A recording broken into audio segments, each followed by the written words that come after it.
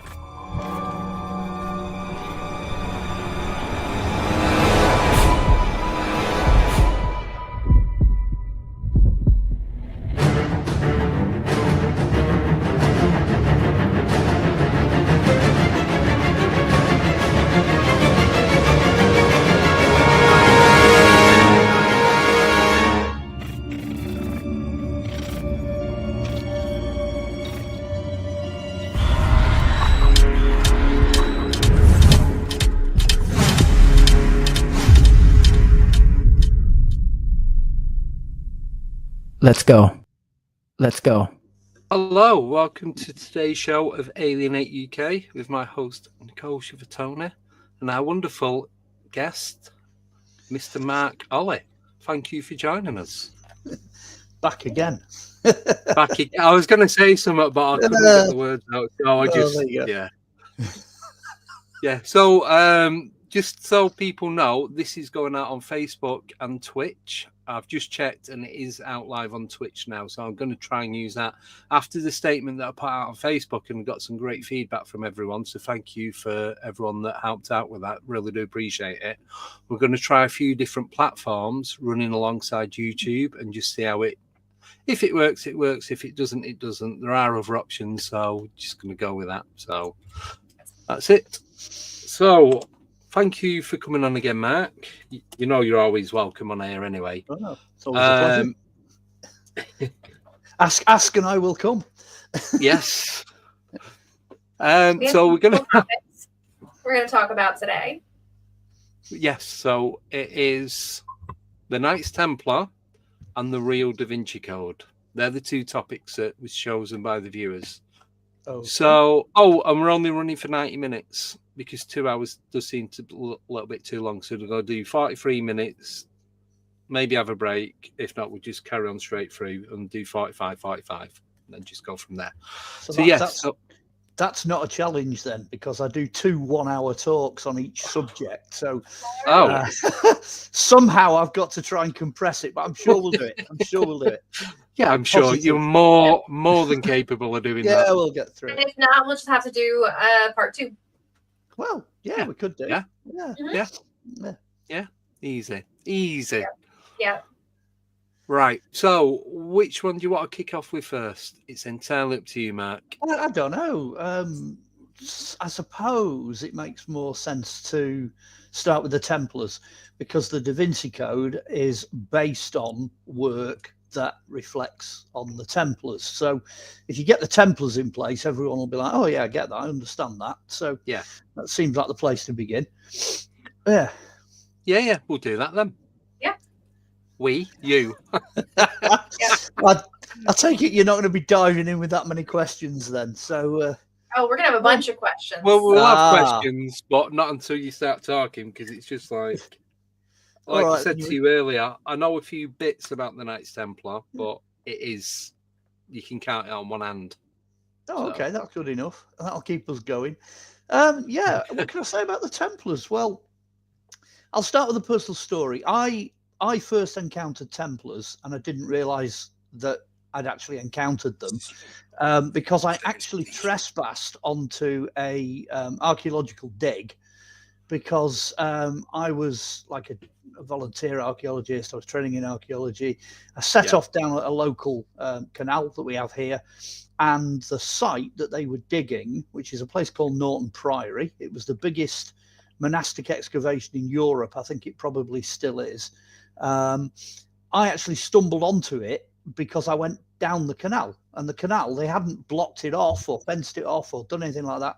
So there's guys walking around with dogs and all sorts of security, and then there's this like 14-year-old just kind of, you know, wandering around the site looking at stuff. And obviously I knew what I was doing. So the guy who was the site director stopped me, and he said, "Oh, what are you doing here?" And I said, "Oh, well, you know, I heard about the dig. I live like a couple of villages away." He said, "Right, here's a trowel, get cracking." As it transpired, and they wouldn't do it like this nowadays, but as it transpired, at one point there were 163 skeletons exposed all round the site. So I'm looking across an ocean of skeletons, and right in the middle of it is a derelict abbey, the foundations of this monastic establishment. And what I was actually digging up without realizing it as a teenager, a vast majority of those burials were Knights Templar, because to this date, Norton Priory is the only Welsh Templar foundation that's known. It was early Romanesque, a very early form of Norman Templar design and architecture. And better than all of that, it was founded by the founder of the order, Hugh de Payens himself, in 1127, because he came over to Europe and then over to Britain to try and raise money for the order within its first few years of existence. And one of the foundations that he created was Norton Priory. So I was like, you know, digging away at a Templar rib cage, dusting it off, getting me butties, eating me butties, and carrying on. So I guess Knights Templars in my DNA, literally, you know. You wouldn't get away with doing it like that nowadays. But I stayed on the dig for about 5 or 6 years. I was there a long time. Oh, wow. It was a long dig as well. It ran on. It was going before I got there, and it was going well after I'd left. So that was kind of my baptism of fire, as it were, digging these chaps up. So I've had an interest for a very long time in Knights and Knights Templar and etc. etc. So just to kind of get around that, because I've started off with the foundation of the order, they were founded when the Crusaders attacked Jerusalem. So that was around about 1096 AD. They were founded by Hugh de Payens and I think it was Godfrey de Saint Omer, those two guys, in, let me get this right, 11... Well, some people say it's 1118. If back to DaVinci Code, because of the overlap, if you read the DaVinci Code, it says 1118. But there's a record of an order being founded in 1114. Now, the significance of that is that the Knights Hospitaller, who are the other bunch of Crusaders that are very similar, they founded in 1113. So I've got this wonderful idea in my mind that, you know, they've finished the crusade, the first crusade, they've got Jerusalem back, they're all sat in the pub, you know, in come the Knights Hospitaller, and they go, "Hey, lads, there's something you really need to get into here. You need to start an order, because then you can raise money, you can get, you know, other people to join the order, etc., etc." So, you know, over to the Templars, they then decide they're going to get cracking. So I think there's a huge amount of overlap. The Hospitallers start first, the Templars then follow. That's the gist of it. And from that point on, you have both of the orders right through pretty much the entire of the Crusades, all of the crusading period. They're there in one form or another. I'll tell you why. Hospitallers, as the name suggests, is because they tend to injured knights, injured warriors, injured crusaders. They have a hospital which they take over from the merchants of Amalfi, which is where they get this weird, you know, Knights Hospitaller star from. That's the insignia of the merchants of Amalfi. So they take over the hospital in Jerusalem, and basically they don't fight, they don't do anything till after 1127. On the other hand, the Templars, they're the exact opposite. They form to protect pilgrims and protect people from Europe and other countries who are on the road from the coast, from Jafar and places like that, to Jerusalem. So they are there to protect pilgrims. There's a little bit of a kicker in that, though. There's a bit of a mystery. You've got tens of thousands of native Moorish and Islamic knights who are determined to take back, you know, Jerusalem at any cost. And when they first formed, there are only 9 Knights Templar. So it's not a convincing cover story to say they were only there No. to protect pilgrims, because there's no way that 9 of those and, like, you know, a few pages and all the rest of it, they can't protect, you know, pilgrims. It's impossible. And they only had 4 horses. The famous seal of 2 knights sitting on 1 horse is because that's how they had to have it, because they couldn't afford to keep more than, you know, 1 horse between 2 of them. So I think that they were there for other purposes. I think there were other reasons as to why they were there. Do you want me to crack on? Yeah, Yeah, what well, do you think those reasons are? Yeah, your reasons. Well, my favourite, I'll give you the favourite one. When they end up in Jerusalem, obviously the Hospitallers have got the hospital. That makes perfect sense. The Knights of the Church of the Holy Sepulchre, they're going to park themselves in there. You know, you got the Patriarchal Knights of Jerusalem, they're parked somewhere else. You got Knights of Lazarus, who've all got leprosy. They're parked as far away from everybody else as you can possibly get, because, you know, they're do or die, them lot. But then the Templars, literally, the Templars then get what is now the Al-Aqsa Mosque, which is Solomon's Stables. Now, Solomon's Stables is next to the Dome of the Rock, so it's the closest position that you can get inside a building to where Solomon's Temple used to be, hence the name Templars. Okay, that's why they're there. And as soon as they get in this building, they start tunneling towards the site of the old Holy of Holies from the temple in Jerusalem. So technically, I suppose they're the world's first documented archaeologists, because they're off to see what they can find. What they actually found, nobody knows. You know, it could have been, you know, documents, it could have been treasure, it could have been temple fixtures and fittings, could even have been the Ark of the Covenant. There's a good argument for that. But they certainly found something in the old basement of the former temple complex. If I was a betting man, I would also say it was more than likely documents of some kind, because what they become is not what you would expect a, quote, Christian order to become. They have beliefs and they have ways of doing things that are quite radically different. And we've only discovered those answers to those questions since the Dead Sea Scrolls were found in 1947. So I rather think that they've done the same thing. They've found scrolls or writings or something of interest. And of course, well, you know, Catholic Church being what it was in Rome, they'd want to acquire the documents, you know, lots of money, etc. You know, maybe that's the reason they were sent there in the first place, you know. Best fighting force the world has ever known. You know, they're like the SAS, Special Forces. You send them in to get what you know potentially might be there. And that's precisely what happened. There you go. That fired the starting pistol. That's how they got started. Yeah. Well, we've got a couple of questions for you. Okay. Might as well do these. Do these as we go. It's easier. So this is from Gerald from Midwest, the creepy voice man. He wants to know what does he know about the Pope almost wiping out the Templars on Friday the 13th? Okay, you've just gone from the very beginning to the very end. Okay, so yes, I can answer that question. It's going to be out of sequence, but, you know, bear with me on this.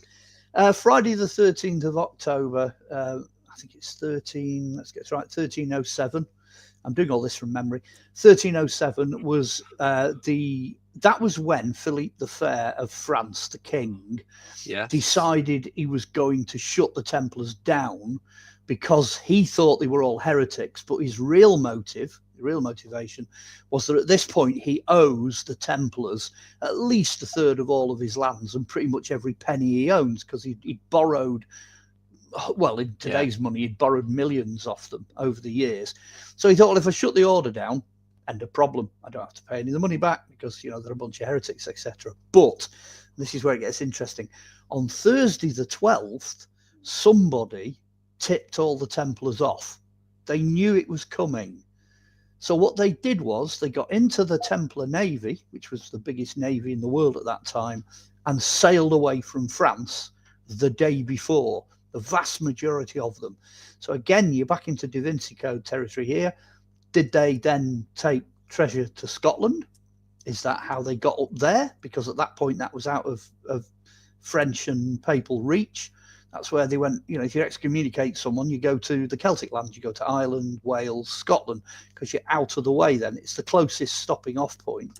Is that where they went? The other thing with the Navy is it used to have a black flag with a white cross on it, and what they changed that to was crossbones, and then stuck a skull over it, because they became outlawed pirates. That's what they ended up doing. So they have that as one of their claims to fame. But all that the French found when they got to most of the preceptories were literally 2 men and a dog.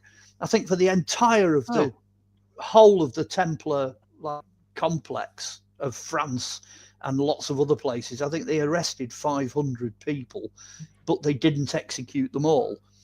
They only executed the leaders at that time and any knights that decided they were going to, stand up to them. So a couple of hundred guys out of potentially thousands, were arrested and executed. The unlucky ones, but a majority of them escaped. They went to other places like, at that point, lots of other orders start. You got Knights of the Round Table over here, Knights of the Garter. You've got knights popping up in all the European countries. You've got shed loads of money turning up in Switzerland. White flag, red cross, pretty much telling you how that ended up there. So they found Swiss banking. They start that because they were brilliant with money, because they invented the traveller's check. So, if you're doing that for 300 years and charging interest, you're going to be worth a bob or two. Basically, you could dump like 100 coins at the preceptory here in Manchester. They'd write you a note saying, when you get to the other end, we owe you 99 coins. So you could travel all the distance across Europe and the East and wherever you wanted to go without carrying any money, and just cash it in at the other end. But every time they did a transaction like that, they were making money on it all the time. So they became phenomenally rich. So they European banking. They're the origins of European banking. And the origins of a standing army. They were the first full-time paid soldiers in history. They're the beginning of countless mysteries, countless unsolved mysteries, mainly because most of the records have been destroyed. Treasure of Scotland, their Rennes-le-Chateau comes into the equation. All sorts of things. There's so many things that bolt on. The mysteries in Jerusalem. You got 300, it's about 320 years of that going on. But yes, when they came to an end, it was quite abrupt. They burnt the leaders on an island in the River Seine in 1314, and I'm pretty sure they cursed the Pope and King to meet them in hell before the end of the year. And both of them were quite young, the Pope and the King, and they were both dead by the end of the year. Wow. The Templar curse. That's synchronicity in its greatest form. Well, fabulous stuff. It's just the whole story's just loaded with stuff like that. But then most people don't think they ended. They don't think that they actually came to an end. It's very difficult to say that they came to an end. They just rebranded. They basically turned into something else. Knights of Malta and Rhodes, so on. They merged with the Hospitallers in a lot of countries. That's what they did on British soil. And 80 years after the Catholic Church declared them heretics, 80 years later, they were actually forgiven. There was a papal inquest, and they just came out and said, no, they were innocent, which basically means that potentially Catholic Templars could then come out of hiding and carry on, Right, yeah. So I've got a question. Knights Templar around today? Yes. Sorry, can I just well, I was going to say, if you can hold your thought, I can answer this question really quickly. They are around today, but there are 3 different varieties, basically, that go by the name of Templar. The Knights Templar, which are basically Catholic, which the original Templars were part of the Catholic Church. There's a good possibility that various orders of or related to Templars carried on. They didn't arrest, trainee knights or squires or female knights, because a third of the knights were ladies. They didn't arrest any of those, so they just carried on.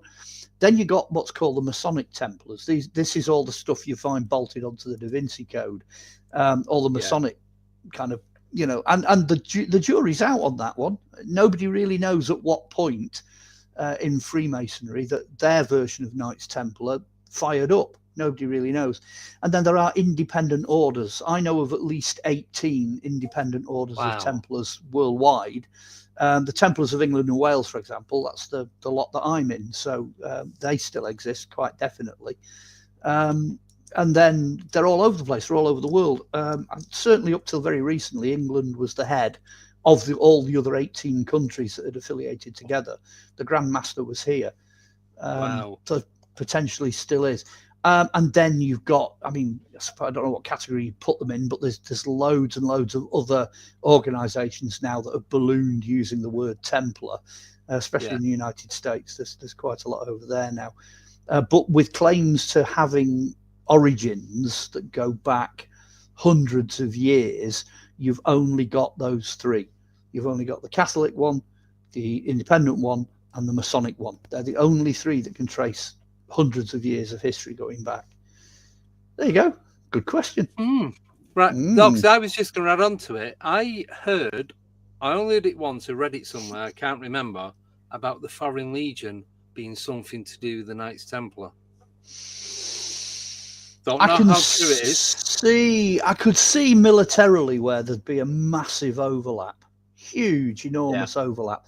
They are almost the French version of what the Templars would have been, because you give everything to be a part of it, and the whole principle of that is very Templar. I can understand that the folks would certainly see an overlap. They do have a tremendous amount in common, but again, it's tracing your history.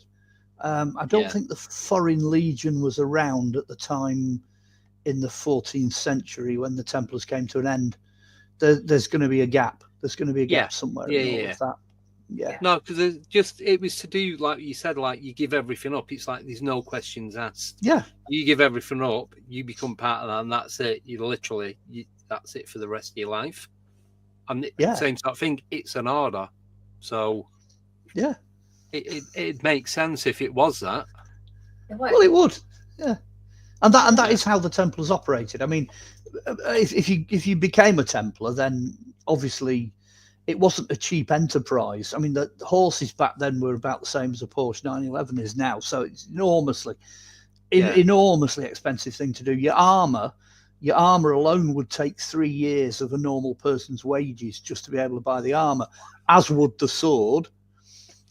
And then you've got to have a squire, you've got to have a blacksmith, somebody who can make shoes for your horse and all that. So you've got this constant expense of maintenance.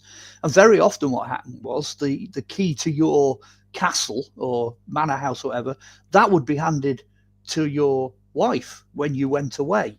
So like in southern France after the Crusades, so many knights had died that all the equipment was coming back and everything was, being done again. And people were, the ladies were all inheriting, what was around, and they were turning up at the preceptories all armed and ready to go and fight and do the same exact job that the blokes were doing.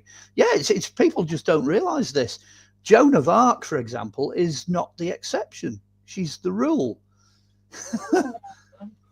Right. Wow. I mean, the records in southern France, like I said earlier, they show at least a third of all actual, certified knights at the end of the order were female.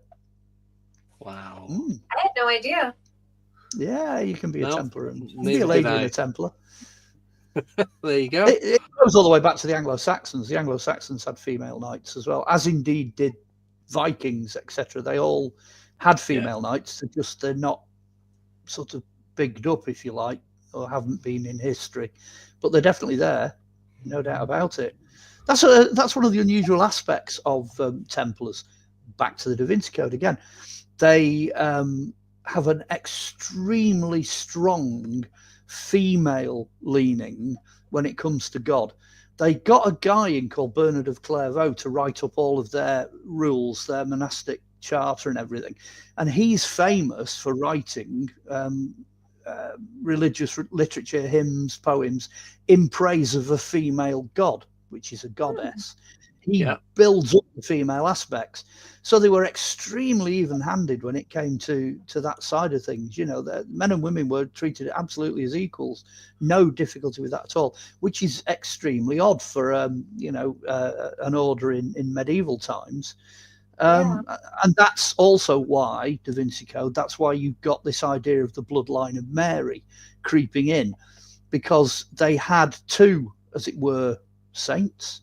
One of them is Mary, who is the goddess, which is Mary, mother of Jesus, and the other one is John the Baptist, who is the guy who got beheaded, got the head chopped off. And the Templars believe that the soul resides in the head. So that's where you get that side of it from. Well, that'll bring us straight into the next question from Simon. Hey. Did they actually have John the Baptist's head? Okay, there's a very straight answer to this, and that is currently, and I can't tell you which abbey or cathedral has it, there are 2 skull fragments surviving of what used to be the skull that was regarded as John the Baptist's. So they certainly thought they had it. Whether or not it really is John the Baptist, nobody knows. But there are 2 pieces of it that still exists. And then in a separate reliquary, they've also got the finger bones, where he pointed at Christ and went, "He is the one." Well, that finger is in a reliquary along with these 2 pieces of skull. So the short answer is yes, they certainly believed that they had it. Yeah. I think it's kind of creepy that like churches and reliquary, they just have like pieces of dead people just chilling. Yeah. It's a good job to do. I mean, as an archaeologist, all the DNA that's kicking around can be really useful from time to time, So it does have its moments. Yeah. See, normal people find you weird if you keep like people's skulls in your house. Well, I haven't. I used to have a skull. I had a skull here for many, many years. But when my kids brought friends around years ago, when they were very, very small, it got dropped and it just went, exploded, which was a shame because that came from a monastic burial ground. So that would have potentially could have been a Templar.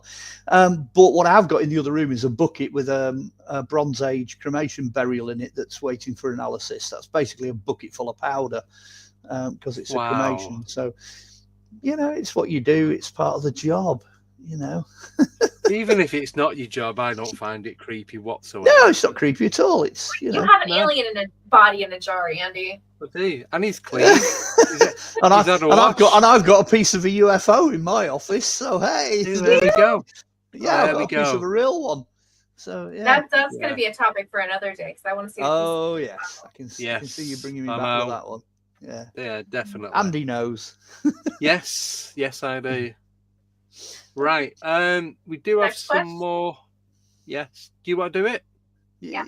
Simon wanted to know the Knights Hospitaller became St. John's Ambulance. Yes, it did. But it did it in a sort of roundabout way. What you've got to remember is that the Knights Hospitaller carried on where the Templars stopped. So you get lots and lots and lots and lots of history then. You've got probably another 700 years plus of history then of the Knights Hospitaller. But at some point, it kind of started to drag a bit and it started to break up. It didn't really stay as a medieval order. And then along came a guy called, I think his name was William John Brazier, bit of a, kind of First World War colonel. And he decided that they needed to get together an organization to tend to injured soldiers that were in the First World War. So basically, he revived it. I think it was at the end of the 1800s he revived it, and then it got involved in the First World War, and that's how it all came about again. But the first ever patron of the British Order of St. John, which is St. John's Ambulance, was Queen Victoria. So some great pictures of her all dressed in black with socking great big insignia stuck on her, So the new St. John's Ambulance has already now got over 200 years, probably 250 years of history attached to that as well. So, yeah, they just carried on. So, yeah, they are, apart from, like I said, things going a bit baggy at the end of the Crusades and then them getting scattered. They are basically a resurrected form of the remains of the Knights of St. John. It is very interesting because, like I said, I've heard some stuff about the Knights Templar, and one of them was about, I don't know how deep you want to go into this. I don't even know if this is true, but some of the initiations that they had to do to become part of the order seemed to be a little bit out there. I'm not going to talk about that much. Okay, well, it depends. I know where you're coming from. I know exactly what you mean without, not as good as a wink to a blind donkey. So, I don't want to say it. Well, I'm going to say, right, that it depends who is writing it down. Yeah. If you've got the court case, which Philippe the Fair brought against them, in the court case, they make all kinds of bizarre accusations, like you say, weird sexual practices, weird occult practices, anti-Christian behavior. They really go for it, okay? In fact, I think there could be like 15 or 16 different accusations.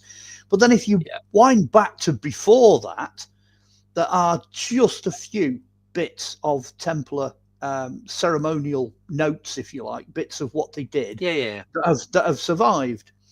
And it doesn't appear to be the case. The accusations, as a rule, seem to be false. The reason that I can say that is that the same accusation, so let's say hypothetically, there's a list with 16 points on it. And that's what the church uses against the Templars. They just pull the same thing out the filing cabinet and they use exactly the same 16 accusations against the witches 300 years later. Yeah. So all the accusations for the witch trials are exactly the same, kissing a goat and, all this sort of nonsense. With the Templars, though, and this is where it gets interesting, things like one of the famous ones, very famous ones, is they had to spit on and stamp on a cross. That's what they had to do.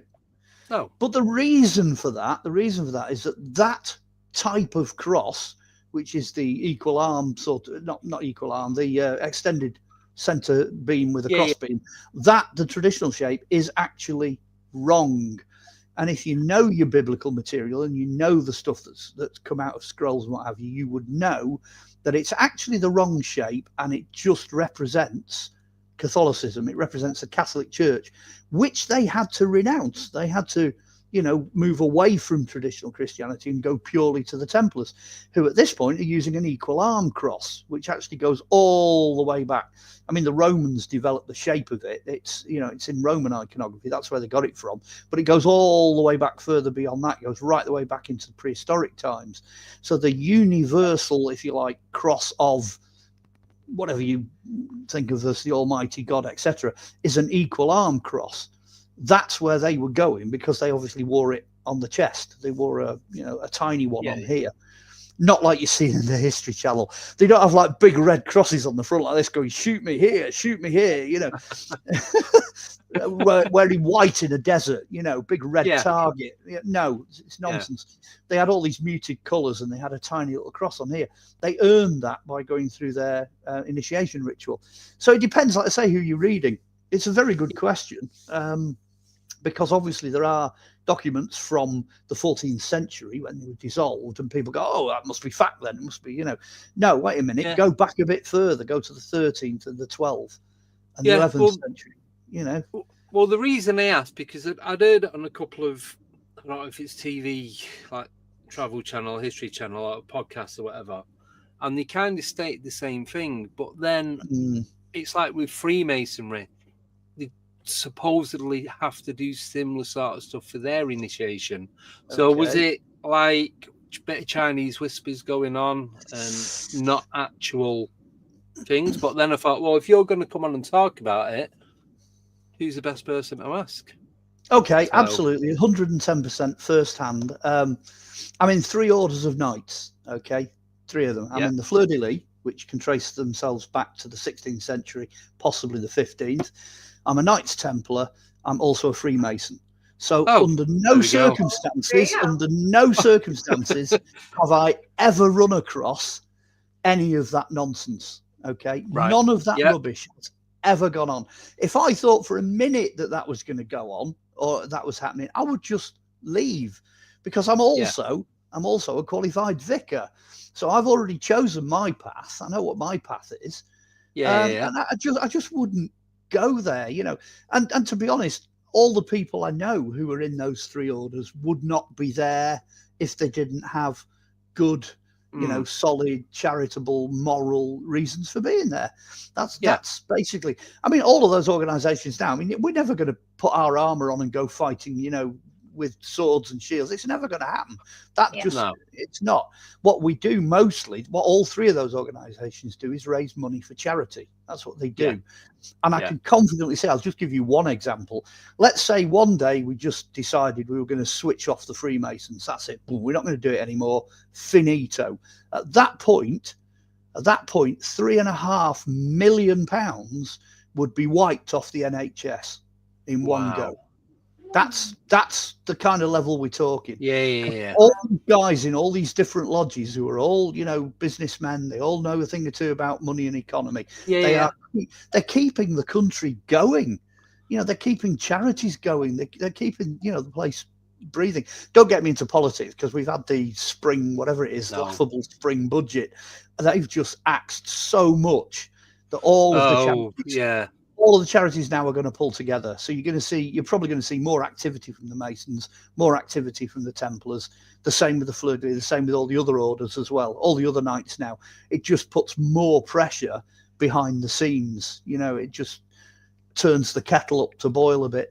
But no, the accusations, I can 110% say, even historically, they're not true. There are reasons why the Templars did what they did, and it's a misunderstanding on the part of the accusers, and they're using information wrongly. You know, I mean, they tortured all of the people they arrested back in the 1300s. They tortured them all, got confessions out of them all, and then before they were all like burnt at the stake, they all recanted. They all took the confessions back and said, no, we did it under torture. So there was no fair play at the end. Do you think it's just because they're so secretive and like elusive that people just start making things up? Well, well, I mean, let's face it, it's great, you know, to sell books, and it's great for PR, you know, and things like that. I've actually found over the years firsthand that the truth and what they actually were and what they did and all the rest of it is far, far more mysterious and dark and crazy and interesting. You know, forget all the, you know, to some extent, the Dan Brown stuff and all the fiction and all that. Forget all that. What you need to be looking at is more like Raiders of the Lost Ark. You know, that's more what it's like. You know, that's the kind of excitement and the buzz that you get from getting involved in things like that. You know, it's fabulous. It's fantastic. I wouldn't change a thing. But less about me and more about the Templars. Treasure? That's another one. Kind of thing? Yeah, National Treasure. That's based on the idea that the Templars had this vast treasure. And I'll be honest, historically, there's a hell of a lot of gold that's missing. Nobody knows where it all went. You know, it's gone. I don't think it's sunk at the bottom of the sea or anything like that. It's out there somewhere, and people are finding it. People find stuff, you know. So yeah. Do you think they would have left clues to find it? Right, we're into all of the History Channel and all that sort of stuff now, and Oak Island. Oak Island. Well, oh look, I found a nail. Oh, sorry. Oh, found a piece of rotting wood that might contain gold. Right. You never know. Season 48 still found nothing. Sorry. Season 2000, you know. And it's still on. We found an old boot in the swamp. Hey, I shouldn't be slagging them off because I've done Ancient Aliens and it's made by the same company, Prometheus. So I'm never going to get a job again. No, keep doing this. No, but I get your point, and I think everybody feels the same way. But the answer to the original question is yes. Oak Island was covered in clues. You know, people have gone in there and they've been very heavy-handed and they've kind of blown it all. But to be honest with you, I mean, I know, for example, that the military have got ground scanning radar, and all they would do is just come into Oak Island, put the radar in the center of the island with the sensors around the outside, and detonate a small explosion. It would just go poof, like that. They'd be able to see the entire island, all the cavities, all the underground anomalies, absolutely everything. And then if they knew where the pit was, if there was an actual, you know, cavity of some kind or whatever, I mean, this is unofficial. I'm going to give you some unofficial, you know, because I was putting a series together about 15, 20 years ago, and I actually phoned the military. I'm not going to say who, but I spoke to a colonel high up in the military, and I said to him, what is your radar, ground penetrating radar, capable of? And he said, right. He said, well, imagine you've got a burial. Imagine there's a knight in a sarcophagus in a coffin in the ground, and it's a burial. Our radar, he said, would be able to read what it said on his buttons. Wow. Now, that was 15, 20 years ago. So all the stuff that you're seeing now, all this technology and everything, it's like, you know, ham radio was before we had the internet and mobile phones. You know, it's what you're seeing is really actually extraordinarily primitive compared to what's out there. I wanted to borrow one of those radar rigs, but they've only got, I think they've got 8 of them, and 6 of them at that point were out in the Middle East. So they didn't have any available for use in a TV series, but they were definitely, they were like, yeah, we're interested, you know, so maybe it's still there to do in the future. And wow, what a way to find Templars. Yeah. Well, yeah. See, now knowing that wheels are turning about all the things that radar can be used for, like ancient civilizations. They can find like what's going on at Göbekli Tepe and all that stuff. Yeah. I suppose in a way, it might be too much. You know, it might generate too much, and it's going to blow the lid off everything, and then there won't be any mysteries left anymore. I mean, the fact that, you know, archaeologists are hijacking military satellites now to, you know, pass over areas to see what they can find. That's, like I said, that's, you know, bricks and mortar stuff. It's not really high tech. It's just, it's there, so they're just using it, you know. It sounds great when they tell you all about it, but they're miles ahead of that, absolutely miles ahead in what they're capable of. There you go. Right, thank you. Right, we've got 4 minutes left on this, and we've got one question left. I know, it's gone so fast. So this is from Shelley Montgomery, and she wants to know, I'm curious, Ollie. Someone sent me a pic of our family crest carved in an abbey next to the Templars. Anything about Montgomery and Templars? I know one hung out with William the Conqueror. Wow, well, that is a really easy answer to give you. William the Conqueror brought to this country 1,600 families, okay? Almost all of those families, without fail, eventually, because remember, you're talking 1066, there aren't any Templars in 1066. They eventually did end up, most of them, vast majority of them, joining the Templars, but obviously after the order had formed in 1114, so that's a bit later on. Montgomery as a name, I think they were Templars. I'm fairly sure that rings a bell, and that the Montgomery family and the Montgomery clan sided with the Knights Templar. I'm fairly certain that's the case. The reason that I'm saying that is I chased my family all the way back up to the Western Isles. I'm Clan Ranald, so I'm part of, I've got that Scottish bit as well. So yeah, I think chances are the answer to that question is yes. I think the Montgomerys probably were. The best thing to do is contact the clan chief. I'm pretty sure the Montgomerys are still going. They phone them up. Hi, you know, my name's Montgomery. Were you ever Templars? And well, if you ask them nicely, they'll be Scottish Knights Templar though. For example, the Templars at Roslin Chapel, there are about, I think at the last count, there's about 480 of them, members of a particular order of Roslin, the Knights Templar of Roslin. So chances are one of those lot will be a Montgomery, I would think. But they're kind of secretive, but then they're kind of public as well. Like, everybody knows they're there, and they do videos of ceremonies, and they're easy to contact, but they're not easy to get into. You know, they're not easy to join. You know, I ran across them because I was invited to do something up there for the Battle of Roslin. I think it was the anniversary back in the 1990s, and I went up there dressed in full, like, barbarian kit. It was all like, you know, blue Celtic sword and shield. And all that. They absolutely loved it anyway, so I got to go all the way around Roslin Chapel and on my own and poke around. Oh, wow. Oh, yeah. Before it was turned into the, I mean, now it's a tourist thing. You know, it's got this big greenhouse strapped to the front of it and all that nonsense. But I did it many, many years back before all that happened. It was a great place. Oh, Oh, thank Yeah. you for that. Right, Yeah. should we have a quick 2-3 minute break, and then we do. can One we'll talk question, about the... one question first. One question. Go on, Little question. quick. Yeah, Okay. go on. So, one thing that you want people to know about the Templars, like sum it up. Oh, yes. Oh, I suppose overall, the one thing I'd want them to know is for a long time they were regarded as the good guys. Then they were shut down and they were regarded as the bad guys. And hopefully, the one thing I'd want people to know is that at the moment, the vast majority of them are going back to being the good guys again. So it's going to be interesting to see where the future goes. But don't ever think of Templars as being bad guys. That's what I No. would say. Because despite what's been said against them, I mean, we all talk now about, the persecution that goes on and, all that sort of stuff and people's rights and et cetera, et cetera. They were the original, remember this, they were the original victims of being, selected as a small minority and then taken out, because that's the blokes going out the equation. Well, they did exactly the same thing to the witches using exactly the same formula. So, don't ever think of the Templars as bad guys. Do your research. Definitely do your research. Yeah. That's a good point for a break. Good question. It is perfect.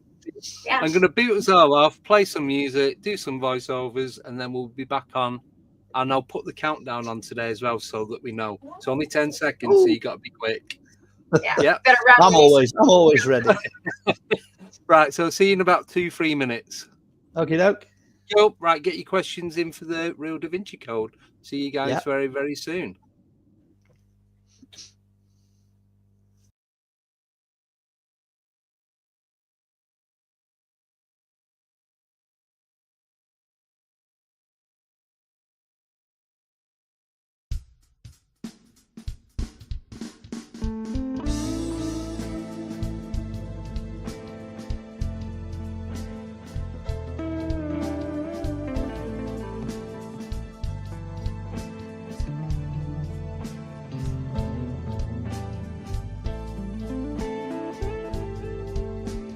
We'll be right back after this intermission. If you would like to help to support the channel, you can do this by joining the YouTube membership or Patreon, which both have a number of different tiers, where you can donate via PayPal. Links are in the channel description.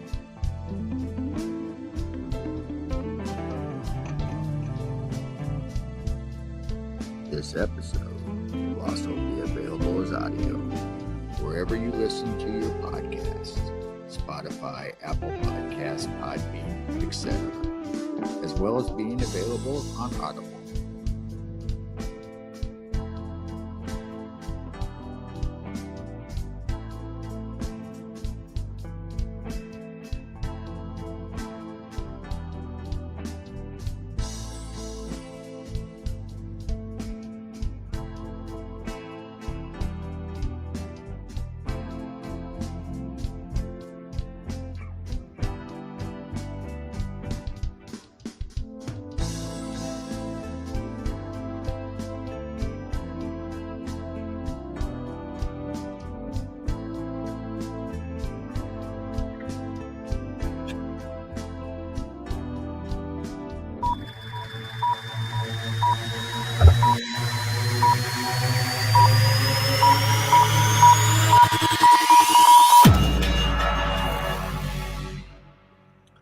And we are back.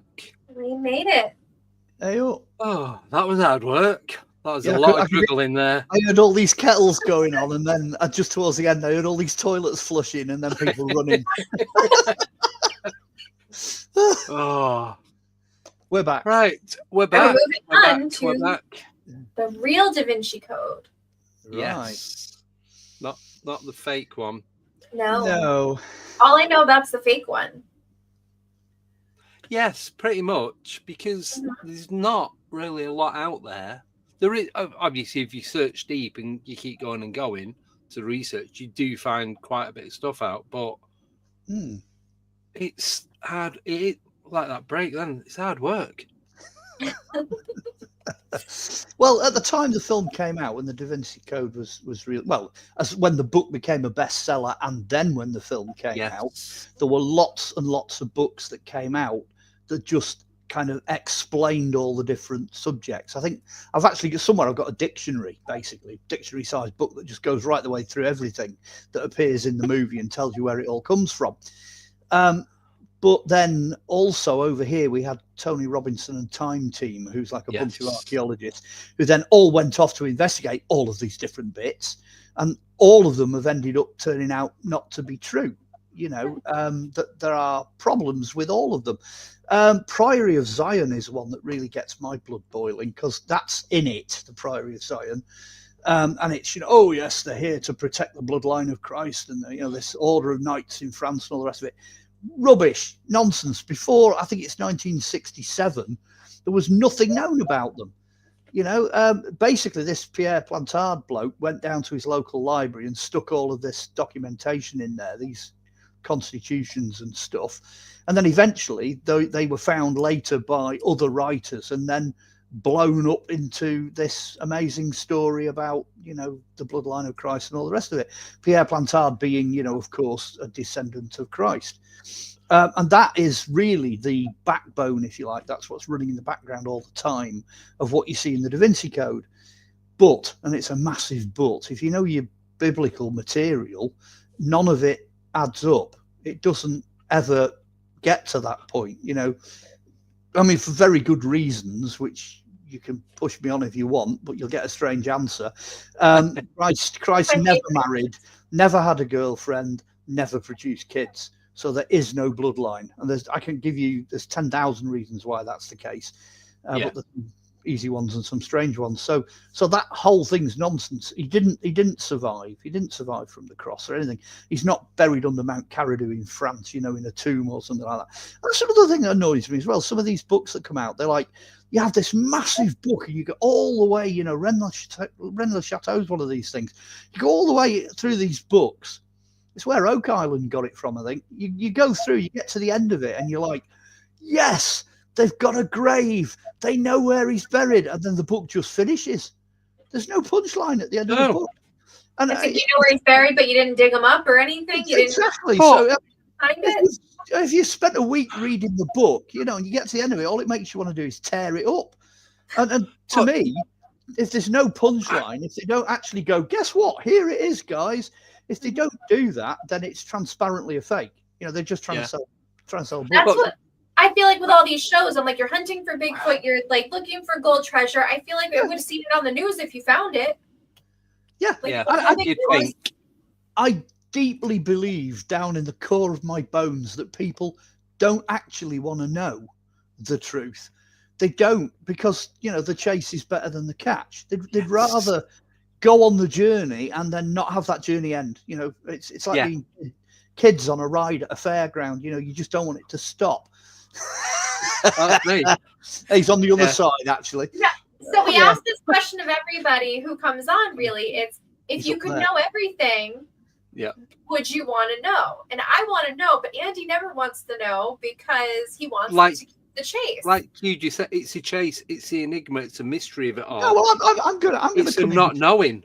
I fall somewhere between the two, because I would love to know. I definitely would love to know, and there's many things that I do know, but then it just raises more questions. So it's kind of like you're both right. You know what I mean? Yeah, of course of course you want to know, but as soon as very diplomatic. You know, I just don't want to know. As an archaeologist, I love finding things, because the chase is better than the catch. But as soon as you find something, it sets you off on another journey. It doesn't come to an end. Well, but it's like this. So I cleaned this out over the weekend.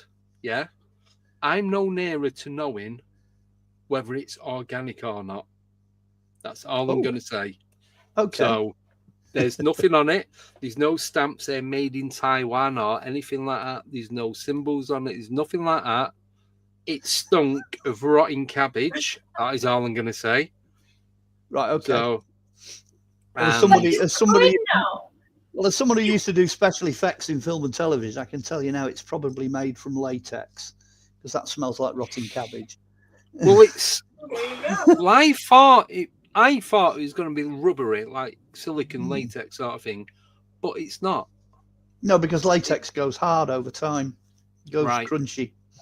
Well, if you this look at is- some of the early props from Doctor Who, they've basically gone rock hard. You couldn't I put the did costumes think on that. now.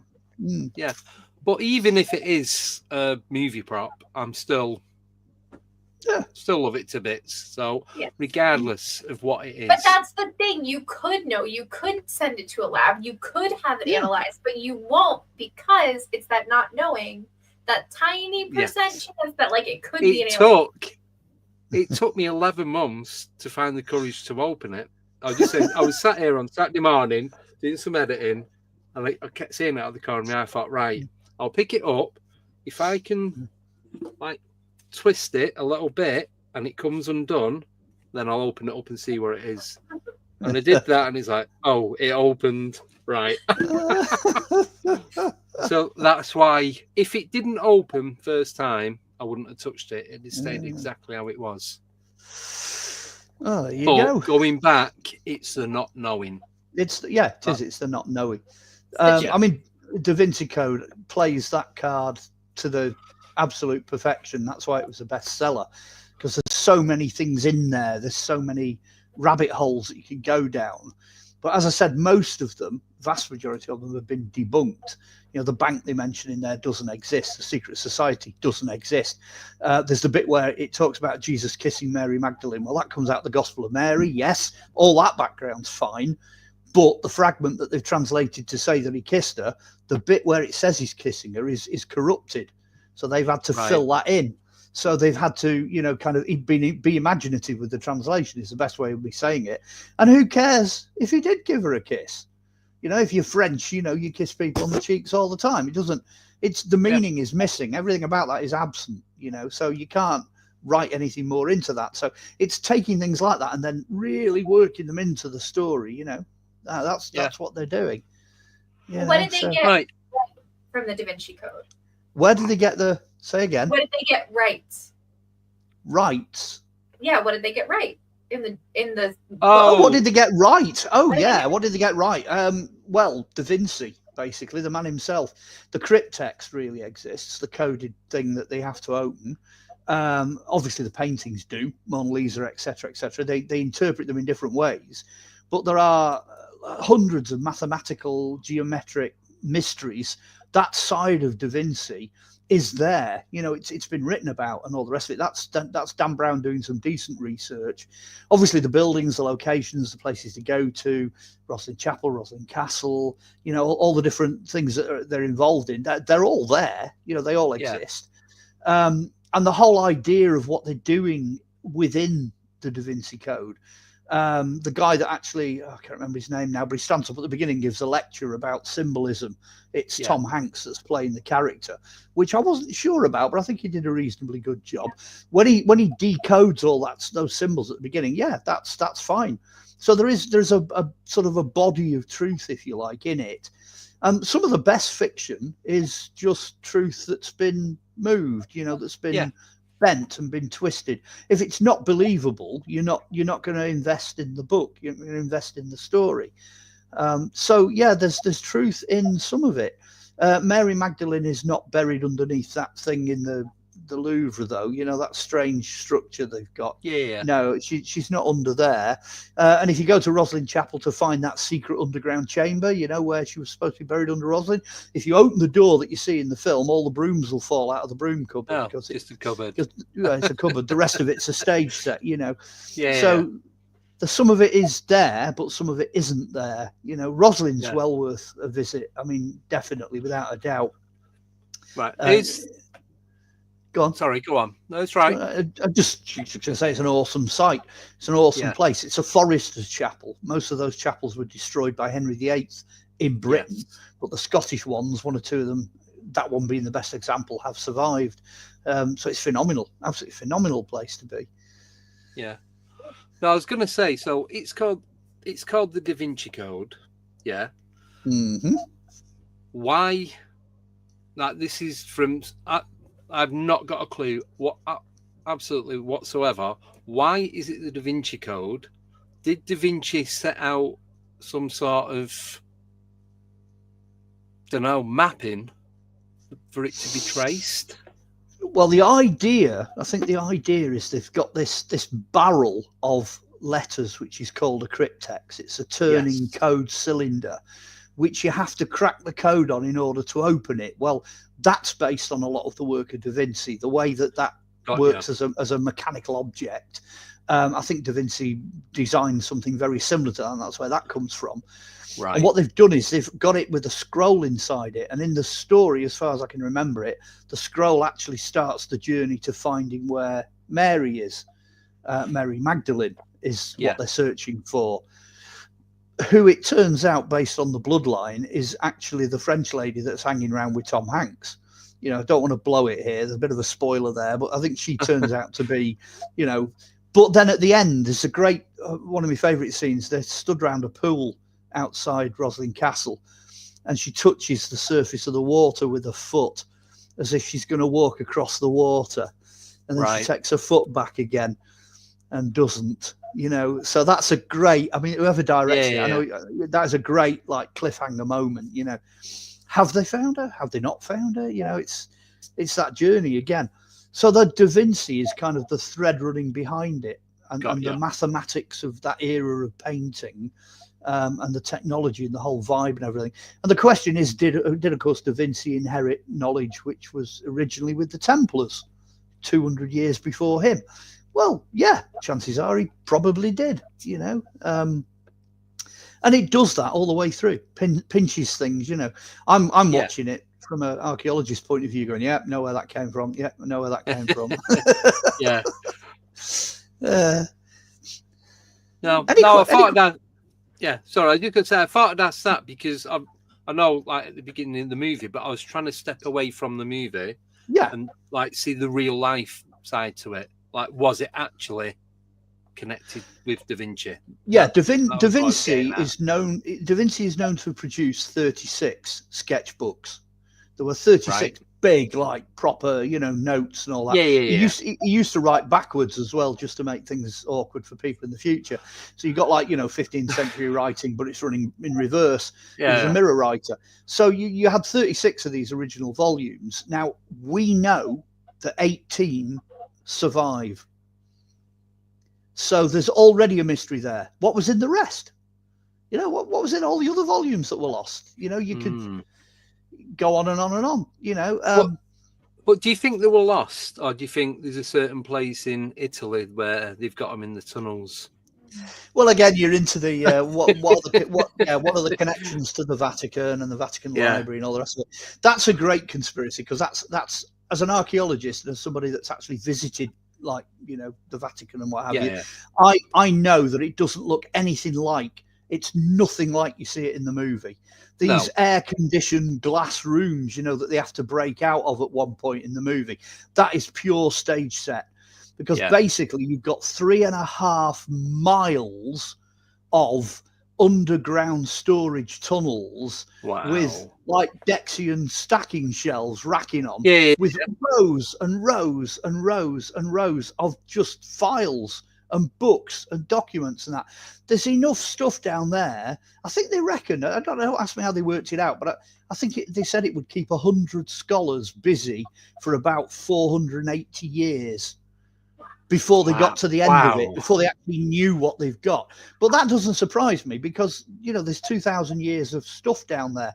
Probably what the Templars found is in there, you know, in a box somewhere. The document that forgave the Templars, the charter that came from the Pope that said they were innocent, they only found it in the basement in about, what was it, 2002, 2003? They just found it. Nobody even knew it existed. Oh, look what we found. It's the forgiveness thing for the Templars, you know, written in 1380. So there's stuff turning up all the time. DaVinci's missing notebooks. They could be down there, you know. But the whole idea that they're withholding information, or it's done on purpose and all the rest of it, it doesn't really wash, because you've only got to look at the Nag Hammadi Library, which was translated and released in 3 years, or the Dead Sea Scrolls, which, you know, as far as they could do it, they were bringing them out on a regular basis. You know, if there was anything like that down there, chances are they would put it out in some form. You know, they've got loads of interesting medieval stuff, but, you know, from early Christianity, they have no idea. They haven't got a clue what's down there. Not the foggiest. So if you got stuck down there now, you just get lost in the tunnels. It wouldn't be a case of like being trapped in a fish tank. You know, you just get lost. Yeah. So I was just going to say, so do they? I'm guessing they don't know what they've got down there. I'm guessing No. They've no inventory or no, it's not documented. Different. They're going to know some stuff. Yeah, they're going to know bits of what they've got. I think they've got a basic map of where things are. So if you said, where do I go to find something from, the 1200s or whatever? Yeah. They'd go, here it is, section 5, road D, that's roughly where it's going to be. But then, as soon as you come across one of these shelves, you imagine a shelving unit that's like 5 shelves high and about 6 foot wide. You imagine how many documents you can get on one of those. And there's tens of thousands of them. I used to work for a company that did that. Oh, well. So don't anyone that's worked in physical data will know what they're up against. You know? I used to go up and down cherry pickers, like 6 stories high. So and you've got to be able to read what you're looking at. Yeah. There's not a lot of people that can, still read languages like they've got stored down there. There might only be 3 people in the world that can do it. It's not an easy task. Do you think that what they have down there is ever gonna all be cataloged and come to light, or you think it's just lost for good? Well, what I can tell you is since the age of computers, since computing has come into play, they've got a full-on program. The Jesuits, I believe, the Holy Office, trying to do exactly that. They're trying to at least quantify, what they're dealing with. I believe it was a Jesuit scholar that stumbled on the forgiveness roll for the Templars. He was doing something else. He was down there, doing something else and found it and realized what it was, because it just so happens he can read that type of medieval Latin. And he took one look at it and went, "Oh, look what I've found." That's where it's going, So they are working on it. They're very clearly trying to make sense of it. Where that'll go in the years ahead, I don't know. It's quite exciting, really. I would love to get down. I have another question going back to what you were talking about before. About I was going to say what we'll have to do if we want to get in there is you and me will have to write a letter and say, please let us in. Yeah. There we go. Very strongly worded letter. Let me in. Yeah, I want to get in there. Nicole can be the fake tour guide. Yeah, well, you see, it's DaVinci Code, isn't it? Because then I'll do the bit that like Tom Hanks did, and you can do the other bit, and I'll just go in with just cross all that and just change that. Let's do it. Why not do it? You know what I mean? Yeah, there we go. I can let's create a crowdfunding site for the real DaVinci Code. We're going to go to the Vatican and knock on the door and see if they'll let us in. Yeah. Is it I think it's valid. Yeah, I think as long as you're right, as you're right ahead, and Is you just whip out the badge real quick for the Vatican, see? Well, I'll tell you what's going on in my head. There's been at least 2 Dan Brown movies, because they didn't just do the DaVinci Code, they did the next one as well, which I think is called Demons and Angels. Angels and Demons. Did they do the third one too? Or they didn't I think there's another one as well, but certainly the first 2 are filmed in the Vatican. The whole place was crawling with film people. It's all filmed on location, so it's not a problem getting in there as long as you've got a good reason to be there. They're not totally averse to, Right. Well, I think they get some press passes. There we go. Right, what we'll have to do is all the listeners and people now that are out there are all going to be like, go on there. We'll have to see what kind of support it generates. Let's see. Let's see. Right. So, I remember before I forget the question. So, we was talking about Jesus and where he isn't buried. So I know we spoke about Wales in the past, and there's a lot of history in Wales. Is, as far as you know, the body of Jesus buried in a mountain in Wales that you know of? No. Right. I'll tell you that there is a mystery, because there's a possibility that Joseph of Arimathea is buried in North Wales, because if you know your Arthurian material, that's basically where he went. And he also brought people with him, so you would expect the people that he came with to be buried in Wales, and there is just a possibility, based on a translation of one of the documents that is in Welsh that talks about Joseph of Arimathea and the Grail, there's just a possibility that Mary Magdalene is the next burial down below him. Yes. And he's got the Grail. Now, the Grail in Wales is 2 glass vials or cruets, or possibly stone. One with the blood of Christ and the other with the sweat of Christ, and they're buried with him. And I've got a pretty good idea, give or take about 100 yards either way. I've got a pretty good idea where he is. Wow. Well, that was going to be the next question. Do you know what the Holy Grail is? Is it an actual? Well, you've just when I wrote the King Arthur book, I came up with 27 different variations of the Grail, and what it all boils down to is the Grail literally, Sangral, Cup of Christ, the Holy Grail, whatever. It boils down to it has to have either come from the Last Supper or it has to have come from the crucifixion. Nothing else will do. Right. It's not a Grail if it's from anywhere else. Forget all the other stuff. It's either Last Supper or crucifixion. Those 2 things qualify as Grails. Otherwise, no, they're not Grails. So, like I said, I got at least 27 different things. I mean, you've got the Spear of Longinus, the Crown of Thorns. You've got blood collected in a bowl at the foot of Christ. You've got Turin Shroud. You've got the Veil of Veronica. You've got Last Supper. You've got the bowls that we use there, the cups that we use there. You could even count the jugs that we use there, I suppose. Just anything that's associated with either of those 2 events. They all qualify as, quote, Grails, Right. Never knew that. But the Grail, the actual Holy Grail, the cup, the stone cup that Jesus used at the Last Supper, is in a cathedral in Spain. Is it really? Yeah. Oh. It's the cup of Donna Urraca. Do they know? Yeah, basically. The story of that is that basically some guys were in Jerusalem working their way through Islamic manuscripts. So they're all written in Arabic, obviously. And they got through this big pile of stuff they're going through. They hit a couple of shipping receipts. One sends the cargo off and the other acknowledges the receipt of the cargo. But these shipping receipts are Templar receipts written in Arabic. So we're on subject still. And it very clearly says in the first one that the Cup of Christ that was stored in Church of the Holy Sepulchre was taken away by Templars during the Crusades with the approval of Saladin, and it was shipped across to Spain for safekeeping. And it definitely got there because the return receipt is coming back as well. So they know it's there. Yeah. And the exact cup that it describes is mounted to look like a chalice. It's the cup on top of it. It's mounted in the chalice of Donna Urraca. And the Knights of the Holy Grail still protect it. It's there. It's there. I just had to Google this because I watched so many things about the Holy Grail, and nobody ever talks about a cup in Spain. Yeah, that's where it is. That's where it is. I never knew it had even been found, let alone on display in the museum. Well, nobody. It was only in 108 years or something. It was only in 2012 that they found the shipping receipts. So it's very recent. Wow. It's in my King Arthur book. I'm going to give it a plug. Here we go. Give it a plug. Go onto Amazon.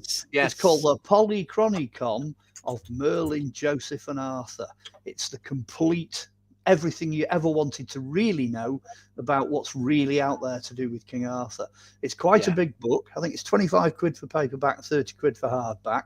But if I was me, I'd buy the hardback because it rocks. The hardback's brilliant. It's bigger and it's more durable, and you can write notes in it and stuff. It's cool. So the Polychronicon, that's what you need to find. It's all in there, including a big section on Knights Templar. Ta-da, there's a plug again, back to the connection, and a huge section on the Holy Grail and Joseph, specifically. So, my goodness. Go buy the book. Brand new information. My mind is blown right now. Yeah. Mine is. I thought it was a big mystery. Yeah, they didn't know what it was. It was some sort of goblet or a dish or bowl or something, but they don't know exactly what it was. It's an onyx stone bowl, which in those Yeah. days we used as cups, and it Yeah, sits quite nicely in your hand. And there are Yeah. two of them. One is known as the cup of Christ, and the other is the cup of the apostles.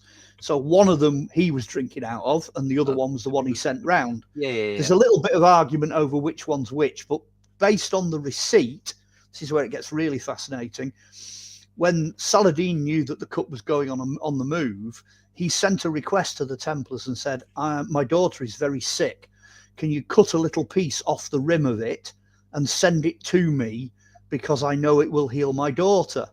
And this little fragment went over to Saladin, ended up in his royal treasury because it healed his daughter.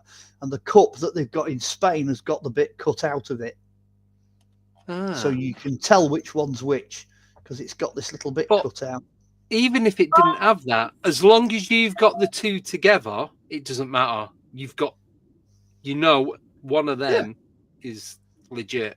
Yeah, so, but like I said, the Grail in this country is completely different. The Grail over here is the blood and sweat of Christ. Because if you've got those two containers out of the tomb of Joseph of Arimathea, you've got the DNA of God. So, speaking of which, what are your thoughts on the Shroud of Turin? It's real. You think it's real? Oh, absolutely. As an archaeologist, I will 100% tell you it's real. It's genuine Roman cloth. It's got genuine blood and sweat stains in it. It's full of all of the pollen you would expect from that part of the world. So it ticks all the boxes. Stuff you can't fake. Nobody has the foggiest idea how the image got on there. And when you do certain things to it, it'll blow into 3D. There's even a possibility the guy lying on there has got Roman coins on his eyes that are the right size for that particular emperor at the time that he was crucified.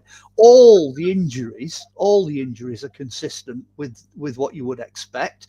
So it's not through the hands, it's through the wrists. It's not through the feet, it's through the ankle bones. You can even reconstruct which Roman whip was used on him, because it was a cat of nine tails with metal balls in threes that was hit on him. You could do a complete forensic analysis of the shroud. The reason they think it comes from 1330 or 1320 is when they took the samples to carbon date the shroud, they took it from the edge of the shroud, and there are repair patches all the way around it from a fire that damaged it in 1320. So they took it off the patch. They didn't take it from the shroud itself. Right. I'm guessing you've seen it firsthand. Funnily enough, no. I've not gone to see it firsthand. I've seen a very, very good copy of it, which is stored by the Knights Hospitaller on Cyprus. They've got an absolutely brilliant, dot for dot copy of it that they've got there, which most people don't even know exist. They don't even know it's there, because the actual shroud only comes out very rarely. There's only certain occasions when it's displayed. It's not out all the time. The Holy Grail's out all the time. It's above the altar in a cabinet. You can go and visit that, but you'd really have to, get it dead right to land on the shroud. Yeah. You really would. It's crazy, because this is one of my favorite topics. And I'm not religious at all, but I'm really interested in the history behind the Bible, the things that they can actually prove, the things that are historically accurate. Well, I'm in the process of doing a book on that. That's going to be the next one that follows up with the King Arthur one. But the King Arthur one took 45 years to get it into print. And I think the biblical one I'm working on now is on 47 or 48 years. So it will have took longer to get that one out. But by the time I put it out, all the stuff that you find being used by these other guys, and they make nonsense out of it and all the rest of it, I'm actually just going to put it out as it is and put out the truth and say this is what we've got. And this is why I think what I do. But fascinating, absolutely fascinating stuff. Because regardless of whether or not you're religious, whether you think Jesus is the son of whatever, that doesn't matter. It's just fascinating, all of this stuff that is basically myth and legend now that they're finding historically accurate. It impacts on everything. The topic we're talking about tonight, Templars, the DaVinci Code. The real DaVinci Code. It impacts on all of that, as well as everything else. So it's like the biggest rabbit hole ever. It's like, I'm going to go down a rabbit hole, and the rabbit hole's called God. Let's fall down that rabbit hole. That. It's like, it's a huge rabbit hole. But it's like Nicole just said, even if you don't believe in Jesus was the son of God, or God is an actual person, but if you more like God's an energy, an entity of mass volume, just to go into that rabbit hole is just, yeah. Well, all I can say to anyone that decides to do that, anybody that wants to do that, is get rid of your preconceived ideas. Just scrap everything you think you know, and just go in there totally open-minded, because it will completely change your outlook. That's all I can say. It will transform the way you think and the way you look at things. There really genuinely is a huge amount of magic in that book. You know, there's stuff going on in there that, you know, I could be here all night. You'll have to bring me back and do the Mysterious Bible. We can do it in a bit more detail. Well, this is the thing. So we're dropping Fridays. We've got but we're dropping Fridays, but we're not dropping Fridays. So we're doing the next 4 Fridays. Yeah. No. Yeah. It's so the way we're doing it. So we're gonna have Wednesday night for the guest podcast. Yeah. Right. And then Fridays, because Nicole, we're going out, we're doing investigations, we're going out to events, conferences, all that kind of stuff. So we're going to need the weekend to go out and get sorted and so on and so on. And I want to go back out to these different locations or new locations and see what's going on. So it's easier for me to, when I finish work on a Friday, drive down there, get set up. Then I've got the full weekend there. I'm not going Saturday. Staying Saturday night, having to come back Sunday. I'm getting 2 full nights out on location. Right. So it makes it all easier. But when we're not doing that, we're still going to throw the odd Friday in here and there. Yeah. So the way that we're going to do it, so we have Brandon and Dawn that come on every 6 to 8 weeks. So they're going to come on, and that's going to be a Friday. And like yourself as well, if you want to come on and talk about another subject, we can throw that in. So we're still doing Fridays, but it's not every Friday. It's not written in stone. Yeah. Well, just find a date and book me in. Are you guys in the same country then? Are you? No, I'm in New York. How can you end up going off on investigations? That's pop. No, not together. Not together. Oh, no, Seth. Yeah, so I didn't explain that very well. Pop over for the weekend, you know. Well, because it's a shame you can't. Because what I was going to say to Andy is, if you were in this country, you were all going off on an investigation here, I could come and join you. I'd quite gladly come on out in the field and see what we can find. So you need to get your passport sorted. I know. Yeah, come on. All right, come I'm over. coming. So I'm going to be going to Rendlesham again, back to Cannock Chase. Going to be going up to Scotland. Going to be going to Wales. There's a couple of places. Well, there's one place in particular in North Wales that we want to go to, but it's very basically it's protected by crows, from what I've been told. Okay. And we've looked at an aerial view of it, and there's some sort of symbol in the field behind these houses. It's quite difficult to get to, but I have actually navigated a way to get in. Don't forget, I do own 2 kayaks, and I've got a drone. Well, I mean, crows in Wales, you're dealing with the Morrigan. That's the goddess of the crows in Wales. You're dealing with the Morrigan. I would not. I used to keep crows. I've had 5 of them over the years. I had one right through lockdown, actually, and they are phenomenal creatures. Absolutely incredible. They're so smart. Yeah, you don't want to mess with them. No, I want to tame the ones outside to bring me little gifts. Like if you feed them, they bring you gifts. If you go and talk to them, if you do like a clicking noise, it kind of calms them down. But they have. I can't remember what they. Yeah, I can't remember what they call it. But if you befriend a local crow in your backyard, or your back garden, if you go out somewhere else, like 20, 30, 40 miles away, and you see the crows there, them crows will recognize you through the ones that you know. It's called. So I can't remember the term for it. They talk to each other, basically. You can also apparently get a crow to learn up to 60 words. They will actually speak. The one I had, the last one I had, used to say good morning, but it didn't last long.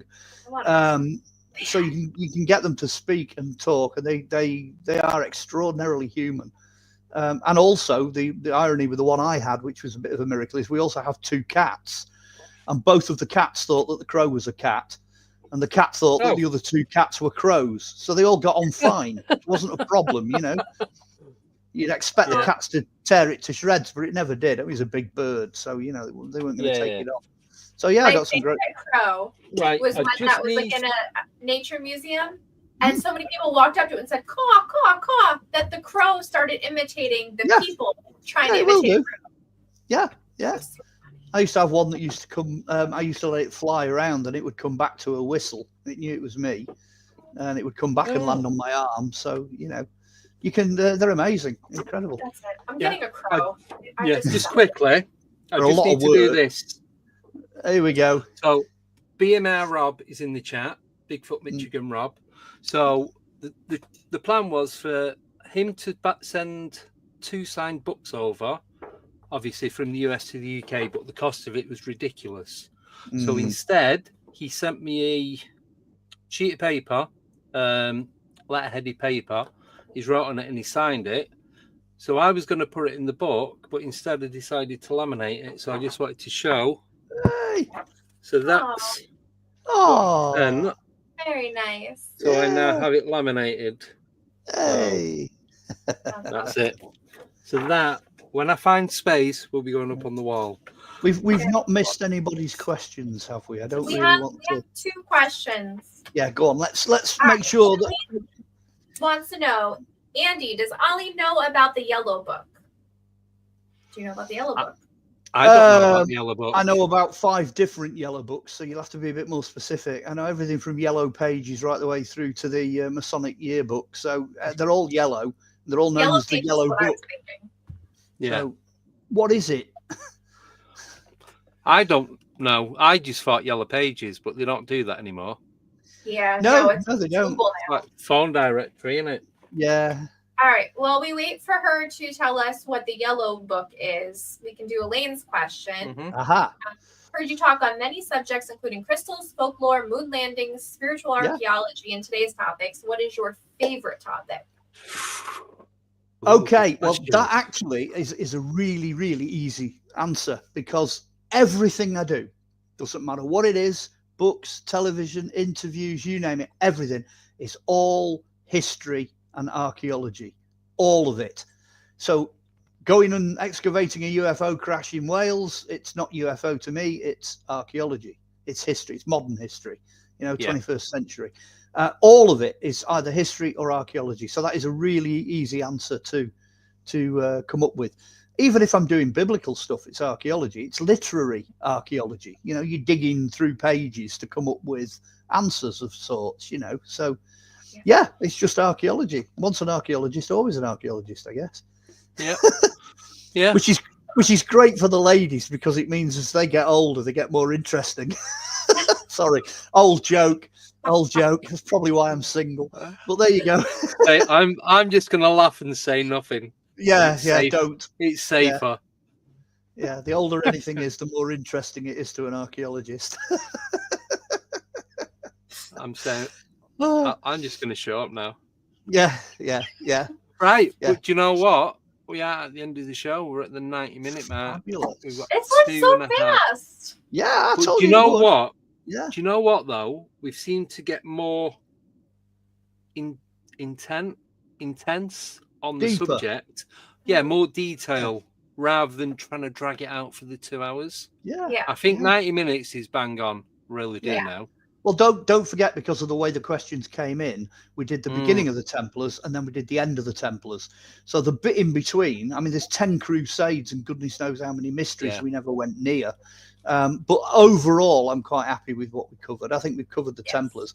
And DaVinci Code, well, it is what it is. If folks really want to know about that, they can go and look it up. Everything's out there somewhere.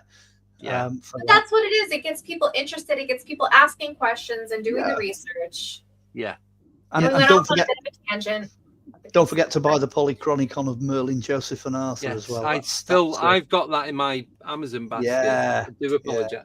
I will be buying it very soon. Do you have the link, Andy? I'm trying to find it to put it up. Well, people can find it. It's out there. Flying Disc Press, Philip Mantle, he produced it. So just go on Amazon. I was going to say, go on Amazon, type in Mark Olly. Yeah, it'll come up. $300 that he's wrote. They're all there. No, there isn't. I've written 9, and eight of them are definitely still in print. You can get all 8 of them. There's only one, I think, Crystal Skulls and Human Heads that's not in print.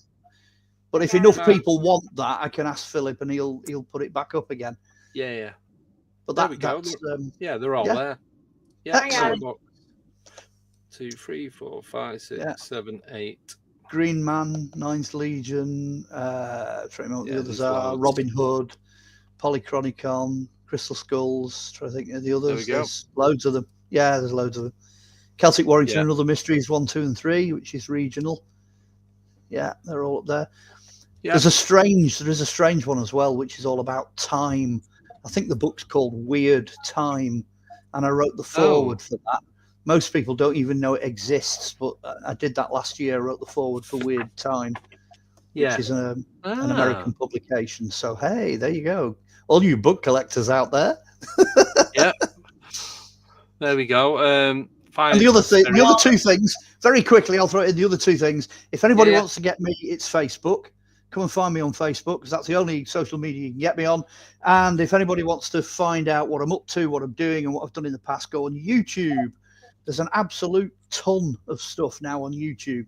All the past productions, the television, the documentaries, everything. I've dumped the whole lot on last year. So it's Amazon, Facebook, YouTube. There you go. Yeah. Perfect. Right. So thank you, Mark. Thank you, everyone in the chat. Thank you, everyone in the chats on Twitch, YouTube, and Facebook. I think we're going to bang them out on all of them for the next couple of months and see how it goes. Yeah. Thank you for the questions. You can listen to this on Audible, Apple Podcasts, Podbean, and Spotify, and all the other different podcast players. So the audio is going to get uploaded after the show, so it'll be available in about an hour's time. So that's it. But yes, we'll definitely get you back on, Mark. We'll get another 2 subjects, and then we'll. Or should we do one and do a deep dive? Do a full 90 minutes on one. And I want to talk about the Bible. I want to talk about like Noah's Ark and all the historical stuff. Yeah, let's go and get stuck into that. What you're going to have to do is you're going to have to say it's an interview of biblical proportions. That's what you'll have to call it. There you go. Deep dive. Let's do that. I'd love it. Yeah. The New Testament with Mark Olly. That's it. Right? Sorry, you guys, if you don't find this interesting, because I'm about to geek out. Oh, well, that's like fine, you say, Noah's Ark, ancient Egypt, all those mysteries. You know, it does feed into the Templars. Yeah, Nag Hammadi Library, Dead Sea Scrolls. You know, Temple in Jerusalem, all that. Oh, yeah. Let's go for it. Yeah, there we go. Yeah, we can sort some out in the next few weeks. So it's all good. Great Flood and Atlantis. Oh yes, yeah. How many different worlds have there been? Ooh, there's one. Yeah, talking my language now. And then is there an inner world? Yeah. Where do angels come from? There's another one. Oh, what about giants? Oh, they just honestly, it's a rabbit hole. Yeah. See, we're going to do an hour and a half just to talk about that subject. We could do a 24-hour live stream just with Mark. We could, and we still wouldn't cover half of it. No. Well, I don't know. I'd have a go. Yeah. You have a friend request. I sent it. There you go. I found you when I shared. Hey, fabulous. I shall go. It's on the other machine over there. I'll go and accept that in a moment. Right. So we are. Yes. Sorry. We are at the end of the show. So thank you, everyone. Really do appreciate it. And we will be back on Friday. We're joined by Katie Page, who is part of Skinwalker Ranch. So she's going to be coming on talking about that. So that's going to be very, very interesting as well. And then in a couple of weeks, we've got Trey Hudson coming on, who is also part of Skinwalker Ranch. So, there's a lot happening over there at the moment. There is now. Yeah. So, yes, we've got 1, 2, 3, 4 more Fridays. Our last official Friday is Good Friday, the 18th of April. And then it's going to be Wednesdays and then special ones like Mark, Brandon, Dawn. And then we're going to do solid deep dives on the Friday ones. Yeah. So have a wonderful 2 days, everyone. Oh, Bigfoot Dwarf. Bigfoot Dwarf is coming on Monday because the clocks go back. No, the clocks go forward on Sunday. So me and Nicole will be back to a 5-hour time difference. And because Bigfoot Dwarf's over in California, it's going to be 8 hours. Wow. So you'll still be able to jump on and do the hour before you have to go to work on the Monday. And that's why I've had to leave it till next week, amongst other stuff. Yeah. It doesn't ask Time much, does my... It really doesn't ask for much. not a lot. Not a lot. Right. So that's it. So we've got Friday, Monday, Wednesday, Friday. And the rest just pick up as you go. Right. So thank you again, Matt. Thank you, Nicole. Yeah. Thank you, everybody in the chat. Thank you, everyone that's helped support the show, especially the 3 people that have done it tonight. Really do appreciate it. You can still get merchandise. The links are all on the description. If you want any key rings, stickers, and all that kind of stuff, you can get them direct from me. I'm also getting some tattoo transfers. They last a few weeks. Oh, I think they're getting delivered tomorrow. So fingers crossed. Bring some to Gettysburg. We're just going to cover everybody in alien tattoos. Yes. Stamp. I've got my stamp. I'll just stamp everyone. Stamp them. That's easier. Yeah. Right. So we're going to go. We're going to stop waffling and we'll see you on Friday. Thank you again, Mark. Have a wonderful 2 days and I'll speak to you guys very, very soon. So take care. Bye-bye. Bye.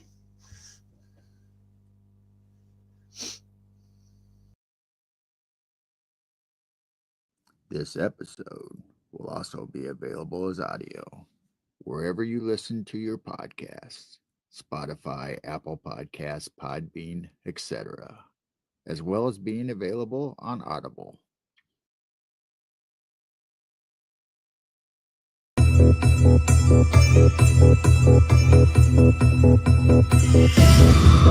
for watching. See you next